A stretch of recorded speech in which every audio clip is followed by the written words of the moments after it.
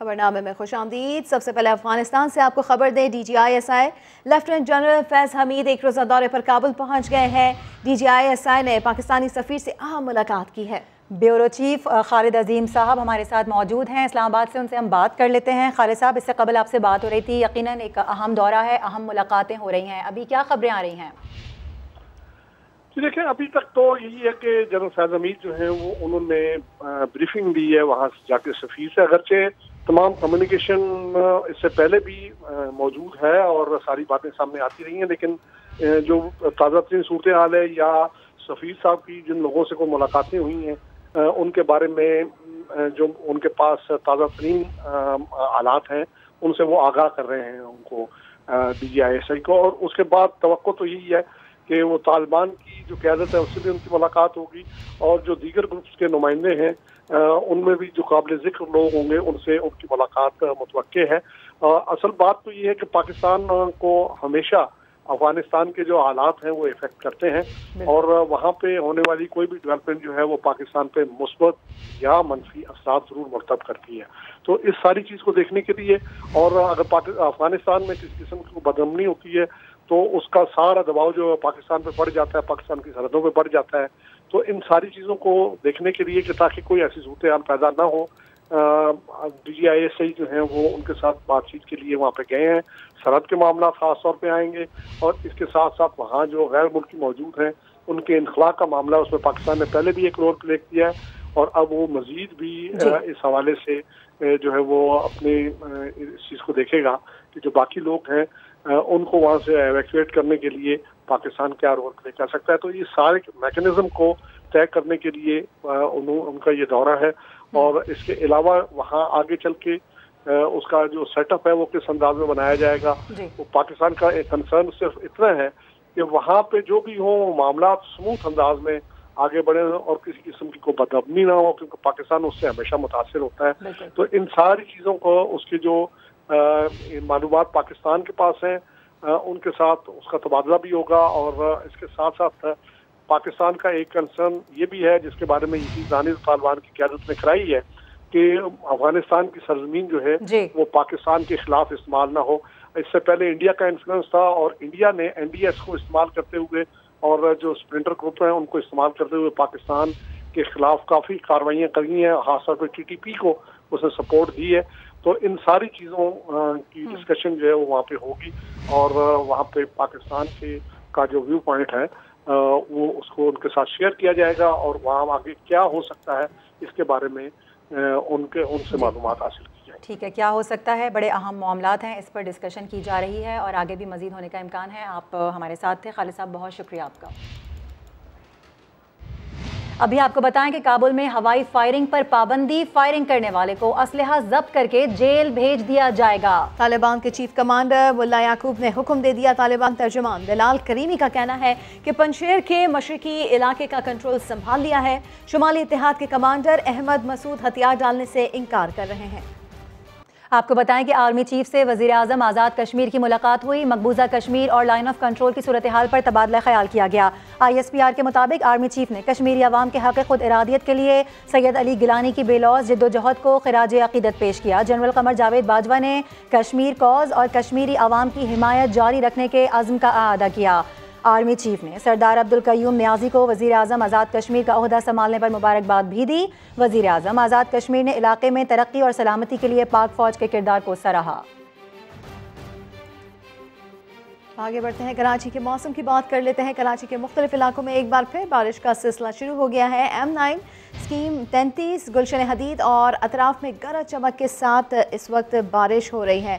तो कराची में monsoon cell जो है एक बार फिर से एक्टिव हो गए हैं। गुज़िश्ता रोज़ भी बारिश हुई गरज चमक के साथ और अब एक बार फिर ये बारिश का सिलसिला शुरू हो गया है। M9 स्कीम 33 गुलशन हदीद यहाँ पर गरज चमक के साथ इस वक्त हो रही है बारिश। इसके अलावा गुलशन हदीद, स्टील टाउन और बिन कासिम में भी तेज़ बारिश का सिलसिला जारी है। आपको बताएं कि कराची में बारिश के दौरान करंट लगने के मुख्तलिफ वाक़यात में बच्ची समेत 5 अफराद जान बहक हो गए।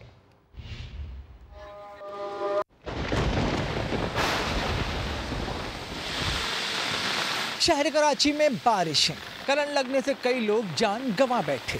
क्लिफ्टन शाह रसूल कॉलोनी में बिजली के पोल में करंट आने से 4 साल की बच्ची तानिया जाँ बहक हो गई। 4 घंटे से 6 घंटे हादसा हुआ है, किसी को कॉल किए, यहाँ पे क्यों नहीं कोई पहुँचा। एहसास अगर होता तो पहुँच जाते ना, आप लोग पहुँचे हैं ना। एहसास थाने वालों ने मुझे हेल्प किया, जिना हॉस्पिटल गया उन्होंने हेल्प किया, जितने मिल गए मोहल्ले वाले तो अभी मेरे साथ देखो काफ़ी सारी आवाम नज़र आपको आ रही है। इलेक्ट्रिक की टीम ने इलाका सील करके केबल के तार और गैर कानूनी लाइट्स मुनक़ता की। वाक़े की इंक्वायरी शुरू कर दी थी। बल्दिया आबिदाबाद में मकान में तामीराती काम के दौरान करंट लगने से यासीन नामी शख्स जान की बाजी हार गया। शरीफाबाद में करंट लगने से 50 साल का साबिर जान से गया। लाइट हाउस के करीब करंट लगने से साजिद लोधी की जान चली गई। और बाग़े कोरंगी मुर्गी फार्म के करीब करंट लगने से एक शख्स हलाक हुआ। कराची की मेडिसिन मार्केट से ताहाल गुज़िश्ता रोज़ होने वाली बारिश का पानी नहीं निकाला जा सका। बारिश के बायस लियाकताबाद डाकखाना पर तामीर शुदा सड़क बैठ गई है, जबकि लियाकताबाद में भी आज सुबह तक बारिश का पानी खड़ा रहा। साथ भी रिपोर्ट करेंगे। कराची में रात गए तक जारी रहने वाली बारिश के बाद अहम शाहराहों से पानी की निकासी हो गई, लेकिन कुछ इलाके ऐसे भी हैं जहां सुबह तक पानी खड़ा रहा। गरीबाबाद, लियाकताबाद 10 नंबर पर ट्रैफिक की रवानी मुतासिर रही। सबसे ज्यादा परेशानी मोटरसाइकिल पर काम पर जाने वालों को उठाना पड़ी। लियाकताबाद डाकखाने के करीब कुछ रोज पहले बनाई जाने वाली सड़क भी बैठ गई। ये डाकखाने में हफ्ता नहीं हुआ बनी है, ये हाल हो गया। गड्ढे पड़ गए, खड्डे पड़ गए, देखो सारी यहाँ से वहाँ तक बैठी हुई है सड़क। शहर की मसरूफ तरीन मेडिसिन मार्केट की सूरत हाल भी मुख्तलिफ नहीं थी। दुकानों के सामने जमा होने वाले पानी की निकासी ना होने पर शहरी शिकवा करते नजर आए। सुबह से केएमसी के दफ्तर में काम नहीं कर भाई, यहाँ पानी खड़ा हुआ है और आ जाओ थोड़ा इसका कोई वो करो, मगर कोई आने के लिए इधर तैयारी नहीं होते। वो साइड पे कलर लाइन जा रहे वो बंद पड़े, अगर वो खुल जाए इतना इशू भी नहीं है, थोड़ी देर का 10-15 मिनट का काम है, लेकिन वो करता ही नहीं है। कस्टमर आते हुए झिझक रहा है, यहाँ यानी पानी देखता है, यहीं से यहीं वापस आगे चला जाता है। सिंध में ओपोजिशन लीडर हलीम आदिल शेख ने भी शहर का दौरा किया और लियाकताबाद में जमा पानी की निकासी के काम का जायजा लिया। कैमरा टीम और साथी रिपोर्टर यासिर हुसैन के साथ साबरी, समा, कराची। KDA की कहानी दिखाएंगे आपको इसी बुलेटिन में। और बारिश के बाइस कराची में बड़ी तबाही क्यों नहीं हुई, ऑपोजिशन लीडर हलीम आदिल शेख ने बता दिया। कहा तबाही से बचने की वजह से बिलावल का दौरा नहीं बल्कि विफाक की जानिब से 3 बड़े नालों की सफाई है। सिंध हुकूमत बताए उसने KMC के 41 और DMCs के 500 नाले क्यों साफ नहीं किए।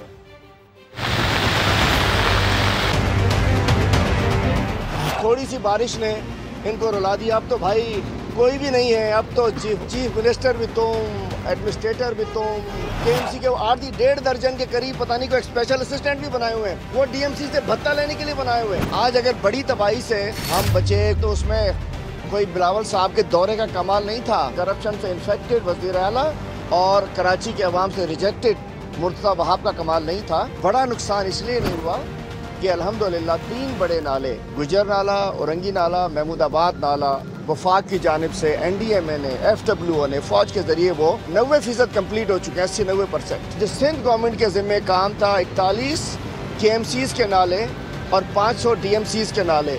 मैं मुर्तज़ा वहाब से, वज़ीर आला साहब से और बिलावल से पूछता हूँ, मुझे बताओ कि आपने ये नाले साफ क्यों नहीं किए। कराची में गुज़िश्ता रोज़ बारिश के बाद शेरशाह से गनी चौरंगी जाने वाला रोड नाले के पानी से भर गया। सड़क से लोगों का गुजरना भी मुहाल हो गया है। समा के नुमाइंदे शाहनवाज अली कादरी इस वक्त वहीं पर ही मौजूद हैं, उनसे बात कर लेते हैं। शाहनवाज, बताइएगा सूरत हाल।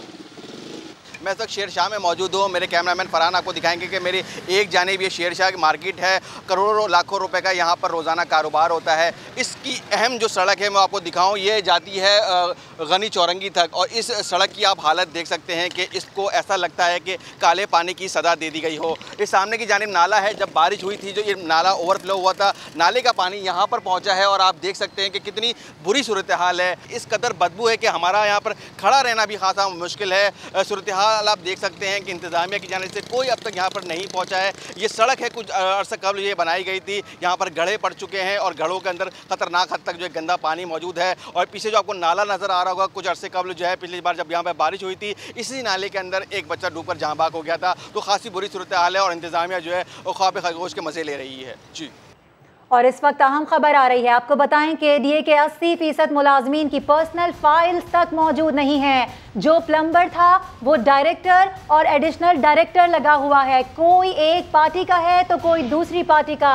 स्क्रूटनी पर अमल किया तो पूरा केडीए खाली हो जाएगा। 40 प्लॉट्स का कोई रिकॉर्ड ही मौजूद नहीं। डीजी केडीए आसिफ मेमन का समा के नुमाइंदे मोहम्मद अली हफीज को सनसनीखेज इंटरव्यू, कहा काम तो इन्हीं लोगों से लेना है मगर माफिया का कंट्रोल तोड़ेंगे। मजीद क्या कहा ये देख लेते हैं। कौन से अफसरान है आपके इल्म में है जो केडी की रिकॉर्ड फाइल केडी रिकॉर्ड में है नहीं उनकी, वो यहाँ पर जो है कोई जो है वो एचआरएम का सेक्रेटरी पता नहीं कौन बना हुआ है, कोई डायरेक्टर बना हुआ है, ये क्या कहानी सर? हमने जब पर्सनल फाइल मंगवाए तो आप समझो 80% लोगों की पर्सनल फाइल ही नहीं है कि आया कहाँ से, गया कहाँ, जाएगा कहाँ। तो ये तो केडीए का हाल है, ठीक है। और अगर इस पर हम इम्प्लीमेंट करेंगे तो पूरा केडीए खाली हो जाएगा। केडीए में मैं जिसको बुलाता हूँ वो आपके मुताबिक आएँ दाएँ बाएँ का आदमी निकलता है। अनफॉर्चुनेटली आपको पता है कोई प्लम्बर था, कोई क्या था, कोई कहाँ गया, कोई एडिशनल डायरेक्टर बन गए। अब क्या करोगे अभी? या तो हम इसको एक पूरा सफाई करें। अब मैं जिस दिन सफाई करूँगा उस दिन कहेंगे भाई इसको हटाओ, समझे? तो ये बहुत सारी चीज़ें हैं सर। माजी के अंदर भी जो है लैंड रिकॉर्ड रूम जो आपका है वहाँ से फ़ाइलें गायब होने की शिकायत रही हैं, कई फ़ाइलें जो है वो नहीं है, ये आम मतलब अब शिकायत सामने आई है केडीए में है।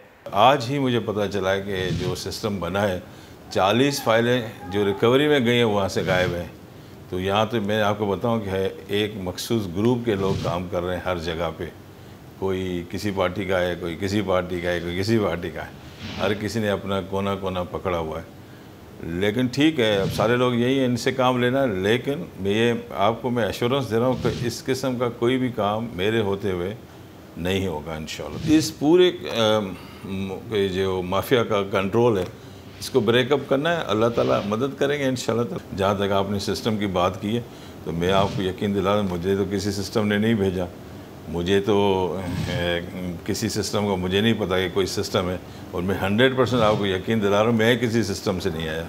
गवर्नमेंट का जो रेट है और जो वो कायम होनी चाहिए, बिल्कुल कायम होनी चाहिए। किस में इतनी हिम्मत क्यों है कि आपकी ज़मीन पे कब्ज़ा कर लेता है? किस में इतनी हिम्मत क्यों है कि आपका रिकॉर्ड चेंज कर देता है? किस में इतनी हिम्मत क्यों है कि फ़ाइलें इधर कर देता है? जब तक आप पनिशमेंट नहीं करोगे तो आप कुछ नहीं कर सकोगे। वो पनिशमेंट का भी दौर आएगा। क्या एज अ डीजी केडीए आप जो अफसरान हैं, जो एम्प्लॉयमेंट है, उनकी एजुकेशनल सर्टिफिकेट जो है उनकी मुतालिका बोर्ड से चेक करवाएंगे सर? बिल्कुल करवाएंगे, बिल्कुल 100% करवाएंगे, क्योंकि पॉलिसी भी है। उनको आँखों में आँखें डाल के 2 लाइन में यही बोलता हूँ कि जो हकदार का हक है उनको हम हक देंगे। और लैंड ग्रैबिंग पे या इंक्रोचमेंट पे किसी किस्म का या फ्रॉड और फर्जरी पे जो इधर हो रहा है किसी किस्म का कंप्रोमाइज़ नहीं है जब तक आसिफ अली मेमन इस सीट पे बैठा है इंशाअल्लाह ताला। तो अहम ये ख़बर, मोहम्मद अली हफीज़ ने ये इंटरव्यू किया, उनसे भी बात करेंगे। लेकिन इस वक्त हमें ज्वाइन किया है फयाज़ इलियास साहब ने, जो कि चेयरमैन आबाद है। सर बहुत शुक्रिया समा को वक्त देने का। अहम इंकशाफात किए गए हैं आसिफ मेमन की जानिब से। वो ये कह रहे हैं कि केडीए के 80% मुलाजमीन के पर्सनल फाइल्स मौजूद नहीं, जो प्लम्बर था वो डायरेक्टर है और एडिशनल डायरेक्टर लगा हुआ है। और ये भी उन्होंने कहा है कि कोई एक पार्टी का तो कोई दूसरी पार्टी का स्क्रूटनी का अमल हुआ तो पूरा केडीए खाली हो जाएगा। Thank you so very much. देखिए ये सिलसिला किसी एक इदारे का नहीं है, तमाम इदारों में यही सिलसिला है। इसी तरीके की जो है जो मसाइल हैं, और ख़ासतौर पर जैसे अगर आज हम केडीए की बात करें तो देखिए केडीए में जो लोग काम करने वाले हैं उनकी जो है कैपेसिटी नहीं है काम करने की। जिस तरह से खुद ये चीज़ बताई कि जो टेक्निकली जैसे अगर देखते हैं प्लम्बर वो आज प्रोफेशनली सीट्स पे बैठे हैं, तो इस तरह से ये इदारा काम कर ही नहीं सकता। हम एक खुशाइन बात है कि आज इन्होंने इस चीज़ को इंडोज भी किया अपने डिपार्टमेंट की तरफ से, लेकिन माजी में आप देखते हैं तो इस किस्म की जो प्रैक्टिसेस की गई हैं उन लोगों को वहाँ पे उन सीटों पे बिठाया गया कि जिनकी वहाँ पे काम करने की अहलियत ही नहीं थी। जब इस किस्म के लोग काम करते हैं किसी इदारों में तो यहाँ उनमें तमाम किस्म की जो है ये खराबियाँ पैदा होती हैं। आज अगर देखें तो केडीए की वो जमीनें जो केडीए ने ऑप्शन की थी, बाकायदा ऑप्शन के तहत जिसमें एक लीगल प्रोसीजर जो है उसको अडॉप्ट किया जाता है और लोगों को ऑक्शन करने के बाद आज जमीनों पे जो बिल्डर्स एंड डेवलपर्स काम करना चाहते हैं तो पता चलता है कि वहां पे भी कब्जे हो गए या उनके पोजीशन नहीं दिए जा रहे, और आज कई साल गुजर गए हैं कि उनमें लिटिगेशन चल रही है। ये तो इन सारे मसाइल को हम समझते हैं फौरी तौर पे हल होना चाहिए, और ये कई सालों से, मतलब तकरीबन कई 20 साल से भी ज्यादा अर्सा गुजर गया कि लोगों के ये मसाइल आज हल नहीं हो रहे। हम जो है अप्रिशिएट करते हैं डीजी केडीए जो आसिफ मेमन साहब की, कि आज जो उन्होंने ये बात कही कि हम जो लोगों के खिलाफ इलीगल एक्टिविटीज में जो इन्वॉल्व हैं ठीक है। फयाज इलिया साहब हमारे साथ ही मौजूद रहिएगा, हमें ज्वाइन कर चुके हैं ऑपोजिशन लीडर हलीम आदिल शेख, उनकी जानिब भी बढ़ते हैं। हलीम साहब बहुत शुक्रिया समा को वक्त देने के लिए। एक बड़ी खबर सामने आ रही है कि केडीए के 80% मुलाजमीन की पर्सनल फाइल्स तक मौजूद ही नहीं होती हैं। कोई कुछ लगा हुआ है, कोई कुछ लगा हुआ है, कोई किसी पार्टी का है। ये हो क्या रहा है केडीए में? देखिए, एक तो मैं हैरान हूँ, ये बेचारा कहाँ से आ गया आसिफ मेमन साहब। अब इसकी नौकरी भी मुझे लग रहा है चंद दिनों में जाती हुई नजर आएगी। मुझे नहीं यहाँ बैठते, अल्लाह करे इनकी जान बच जाए, क्योंकि ये जो केडीए है ये कराची डेवलपमेंट नहीं, ये तो जब से ये लोग आए हैं उस वक्त कराची डिजास्टर अथॉरिटी बनी हुई है। जिस तरीके से SBCUA Sindh business control authority नहीं है, वो सिंध भत्ता कलेक्शन अथॉरिटी है सिंध हुकूमत की। पर्सनल फाइल्स नहीं है। सुना जो मालिक जो था वो डायरेक्टर बन गया, तो क्या बन गया, तो क्या बन गया। तो जुल्म किया है इन्होंने इस शहर कराची के साथ। आज भी निजामी साहब को लोग याद रखते हैं, जो आता है पैसे देकर आता है, भत्ता लेने के लिए आता है। लाजिम बात है, कोई अगर नीचे कोई 1-2 ग्रेड का बंदा अगर आगे प्रमोट करेगा वही गलत काम करेगा ना, कैरियर अफसर तो नहीं आते। मैं हैरान हूँ ये आसिफ मेमन साहब ने कैसे, और सलाम पेश करता हूँ समा टीवी को, ये कैसे उगलवा लिया आपके रिपोर्टर को। नहीं तो यहाँ तो जमाबंदी होती है, यहाँ तो कहीं मैं नहीं समझता कि कोई सच बोलने वाला रह सके। तो जो सूरत केडीए सामने आई है, बिल्कुल मैं आवाज के चेयरमैन की बात भी सुन रहा था कि बिल्कुल केडीए एक तबाशाल इदारा है जहाँ सिर्फ करप्शन होती है, जाली फाइलें बनती हैं, जो ओरिजिनल मालकान है वो बेचारे धक्के खा रहे होते हैं बिल्कुल सर हलीम आदिल शेख, ये सब तो हो रहा है। जिस तरह से वो ये बात कह भी रहे हैं कि इन्हीं लोगों से अब काम भी लेना है और माफियाज को भी कंट्रोल करना है। आपको लगता है जब अब तक माफियाज को कंट्रोल नहीं किया जा सकता तो अब आगे कर दिया जाएगा? और जिस तरह से जो रिकॉर्ड्स, प्लॉट्स का रिकॉर्ड्स और इतनी सारी चीज़ें जब सामने आ रही हैं, तो जो लोग अहल ही नहीं हैं इन ओहदों के, तो इनसे काम किस तरह से लिया जाएगा फिर?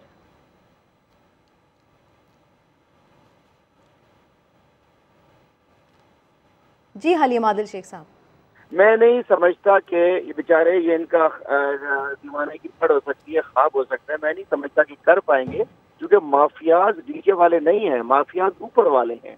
इनको सिंध हुकूमत की, इनके मिनिस्टर की, इनके जरदारी सिस्टम की सपोर्ट हासिल है।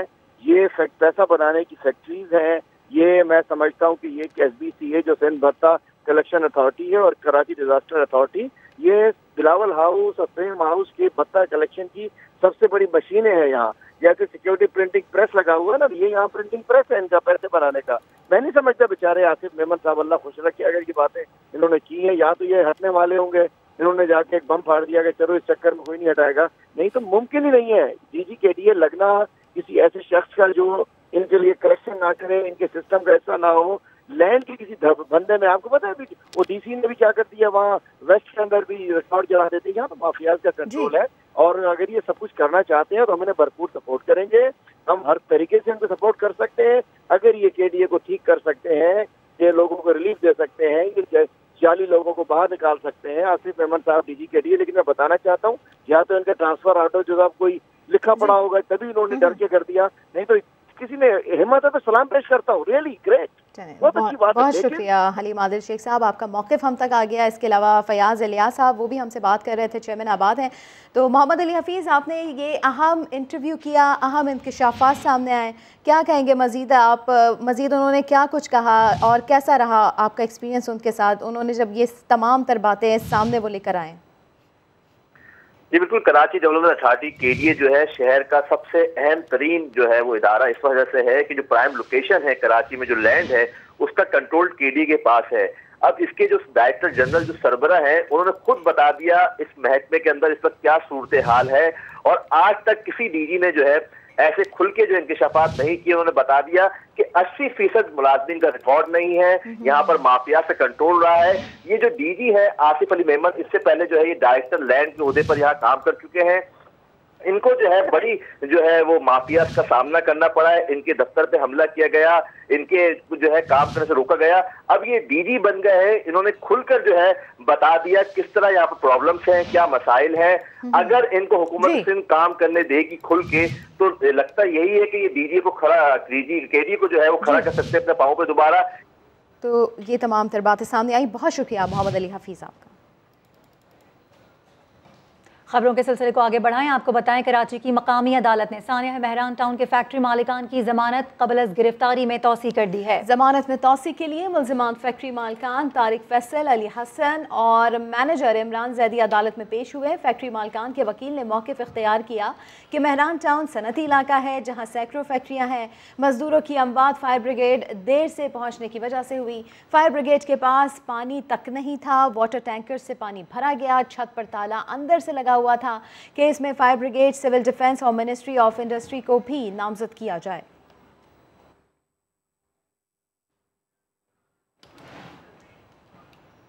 बराह रास्त आपको लिए चलेंगे। वज़ीर आज़म के मुआविन ख़ुसूसी शहबाज गिल फैसलाबाद में मीडिया से गुफ्तगू कर रहे हैं और उस मुलाकात के ऊपर आप लोग फरमाते थे कि ये बहुत बड़ी सफारती कामयाबी है। और आज जब वो अपनी धोतियों और जूतियों समेत वहां से भाग गए हैं और उन्होंने ना अफगान कौम के साथ किया हुआ कोई वादा याद रखा और ना पूरी दुनिया से लिया हुआ कोई फंड याद रखा, उस वक्त आप जीतने वालों को मुबारकबाद के मैसेजेस भेजते हैं। तो विकेट के एक तरफ खेलें कि आप किसके साथ हैं ये बताएं ज़रा। और उसके बाद क्या आपने माफ़ी मांगी? ये जो बयान था ये रिकॉर्ड पे रहा, बड़े साल रिकॉर्ड पे रहा, आपने आज तक इसकी तरदीद नहीं की। ये कहता ये है कि मौलवी फजल ने, मैंने मौलाना नहीं कहूँगा क्योंकि कोई काम मौलाना वाला नहीं है, मौलवी फजल साहब ने repeatedly asked US to make him prime minister. ये देख लें, ये 2007 में छपा, आज तक इन्होंने इसकी तरदीद नहीं की, कोई मुकदमा नहीं किया। क्या आपने इस पर माफ़ी मांगी? चले सितंबर के महीने में ना से ही किसी और महीने में ही मांग लेते। आगे चलते हैं। विकीलीक्स आई, पूरी दुनिया में जिस जिसने करतूत की थी वह शर्मिंदा ज़रूर हुआ। विकीलीक्स क्या है? घर में बैठे लोगों के लिए जब कोई भी अमरीकी सफ़ीर या अमरीकी नुमाइंदा दुनिया के किसी मुल्क में भी किसी से मुलाकात करता है तो ये उसकी जिम्मेदारी होती है। वज़ीर आज़म के मुआविन ख़ुसूसी शहबाज गिल फैसलाबाद में मीडिया टॉक कर रहे थे। Welcome back. Opposition leader Shahbaz Sharif और बिलावल भुट्टो ज़रदारी में टेलीफोनिक रब्ता हुआ है। इलेक्शन कमीशन के नए अराकीन के नामों पर मुशावरत की गई है। मुस्लिम लीग नून की तर्जुमान मरियम औरंगजेब के मुताबिक दोनों रहनुमाओं ने इलेक्शन कमीशन ऑफ पाकिस्तान के पंजाब और खैबर पख्तूनख्वा के नए अराकीन की तकर्री के मामले पर तबादला ख्याल किया। दोनों रहनुमाओं ने अहम आइनी मामले पर मुशावरत के साथ आगे बढ़ने पर भी इत्तेफाक किया। वाज़ेह रहे कि वज़ीर आज़म इमरान खान की जानिब से इलेक्शन कमीशन अरकान की तकर्री के मामले पर अपोजिशन लीडर को ख़त लिखा गया है। बिलावल भुट्टो ज़रदारी के नए इंतखाबात के लिए सफ़बंदी की तैयारी शुरू कर दी। जहांगीर तरीन ग्रुप की पीपल्स पार्टी में शमूलियत का टास्क मखदूम ख़ानदान को सौंप दिया। बिलावल भुट्टो ज़रदारी जनूबी पंजाब के दौरे पर हैं। पार्टी चेयरमैन ने हुकूमत और नून लीग के नाराज़ अरकान से राब्तों के लिए जयाले रहनुमाओं को हिदायत कर दी। जहांगीर तरीन ग्रुप को पीपल्स पार्टी में शामिल करने के लिए रहीम यार खान के मखदूम ख़ानदान को टास्क सौंप दिया। पीपल्स पार्टी के अहम रहनुमा ने जहांगीर तरीन की बिलावल से मुलाकात के लिए कोशिशें तेज़ कर दी है। दूसरी जानिब जहांगीर तरीन ग्रुप की जानिब से पीपल्स पार्टी से राब्तों की तरदीद की गई है। आगे बढ़ें। आपको बताएं कि लाहौर की बैंकिंग अदालत ने FIA के मुकदमात में अपोजिशन लीडर शहबाज शरीफ और हमजा शहबाज की अबूरी ज़मानत में 25 सितंबर तक तौसी कर दी है। तफ्तीश मुकम्मल न होने पर FIA पर बरहमी का इजहार भी किया। अरशद अली इसी पर रिपोर्ट कर रहे हैं। चीनी के कारोबार के जरिए मनी लॉन्ड्रिंग केस में जमानत खत्म होने पर शहबाज शरीफ और हमजा शहबाज बैंकिंग कोर्ट पेश हुए। समाअत के दौरान शहबाज शरीफ ने कहा कि नैब ने मनी लॉन्ड्रिंग केस बनाया मगर नैब को कुछ नहीं मिला। अदालत ने शहबाज शरीफ से इस्तफसार किया कि अगर नैब का केस भी यही है तो आप इस मामले को आला अदालत में चैलेंज कर सकते थे, जिस पर ऑपोजिशन लीडर ने कहा कि वो इस बारे में सोच रहे हैं। अदालत ने FIA की जानिब से तफ्तीश मुकम्मल न होने पर बरहमी का इजहार किया। रिमार्क्स दिए कि FIA ने 2 माह में सिर्फ 4 लाइनें लिखी हैं। अदालत ने FIA को केस की तफ्तीश जल्द मुकम्मल करने का हुक्म देते हुए शहबाज शरीफ और हमजा शहबाज की जमानत में 25 सितंबर तक तौसी कर दी। कैमरामैन खावर महमूद के साथ अरशद अली, समा, लाहौर। तर्जुमान पंजाब हुकूमत फयाजुल हसन चौहान कहते हैं शहबाज शरीफ और हमजा शहबाज के केसेस मंतकी अंजाम को पहुंच जाएंगे। शहबाज शरीफ अगली पेशी पर अपने बेटों को पहचानने से इनकार करने वाले हैं। अज़मा बुखारी ने सूबाई हुकूमत पर इल्जामात लगाकर अपनी नौकरी बचाने की कोशिश की। पंजाब की हमारी जो असली कनीज है उसको डर लगा हुआ है कि मलिक अहमद खान साहब के आने के बाद अब मेरी छुट्टी है। उन्होंने अपनी नौकरी पक्की करने के लिए जनाब बेतुकी, बेढंगी, बेमंतकी जनाब वो गोले और बारूद के जनाब धमाके करना शुरू कर दिए, डस डस डस करके। आज पेशी पे गए शहबाज शरीफ साहब कहते हैं मेरा तो शुगर मिलनल ताल्लुक ही कोई नहीं रमजान शुगर मिलनल, और आप लिख लें इन्होंने अगली पेशियों में कहना है मेरा हमजा शहबाज और सलमान शहबाज के साथ कोई ताल्लुक नहीं है। पता नहीं कौन ने, किहदे पुत्र ने। अगले 1.5 सालों में शहबाज शरीफ, हमजा शहबाज और इनके बाकी जितने करता धरता है अपने मंतकी इंजाम तक पहुंचने वाले हैं। अब बात करेंगे मोहलिक वायरस की। मुल्क में कोरोना वायरस की चौथी लहर के वार जारी हैं। एक दिन में मजीद 69 मरीज इंतकाल कर गए हैं। मजमूई अमवात 26,114 हो गई हैं, जबकि NCOC के मुताबिक गुज़िश्ता रोज़ 64,053 टेस्ट किए गए हैं। 3,980 नए केसेस रिपोर्ट हुए। मस्बत केसेस की शरह 6.21% रही है।